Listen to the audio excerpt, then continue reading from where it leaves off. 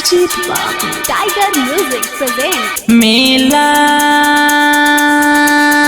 देव घर के मेला देव घर के गहुआ जवार सब साथ जाई हो। बाबा धाम से रुमाल आई हो, मेहादार से रुमाल आई हो, और राज्य से रुमाल आई हो, देवघर से रुमाल आई हो, बाबा धाम से रुमाल आई हो। मेला देवघर के मेला देवघर के गौआ जवार सभे साथ जाई हो। बाबा धाम से रुमाल आई हो, मेहादार से रुमाल आई हो, और राज्य से रुमाल आई हो, बाबा धाम से रुमाल आई हो। DJ Mukesh Chakia presented by Tiger Music Tiger Music Tiger Music।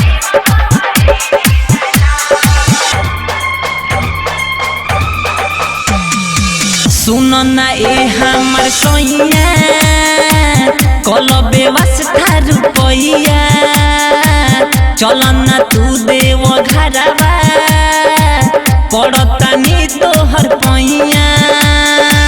हमारे बतिया ना ऐसे टूटाल, कान्हे कमरवा राजा उठाल, मिट जाई सब दुखावा, करी है दाया बोले दानी, दर्शन कके सभे सुख पाई हो।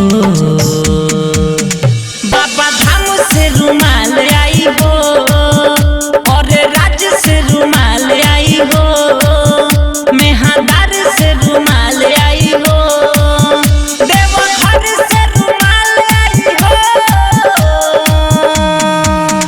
बाबा धाम से रुमाल आई हो, देवघर से रुमाल आई हो।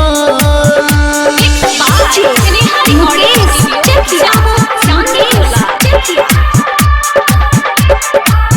presented by Tiger Music Tiger Music Tiger Music।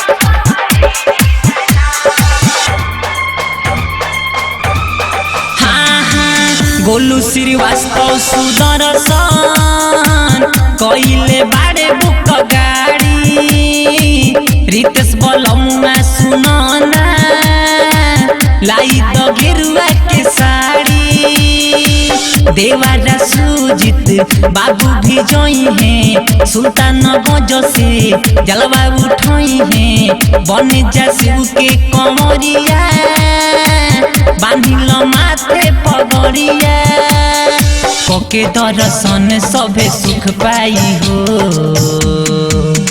Baba Dham से रुमाल आई हो, और राज्य से रुमाल आई हो, मेहादार से रुमाल आई हो, देवघर से रुमाल आई हो,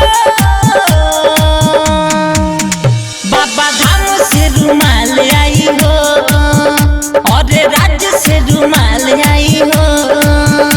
टेंशन मत ली राजा जी।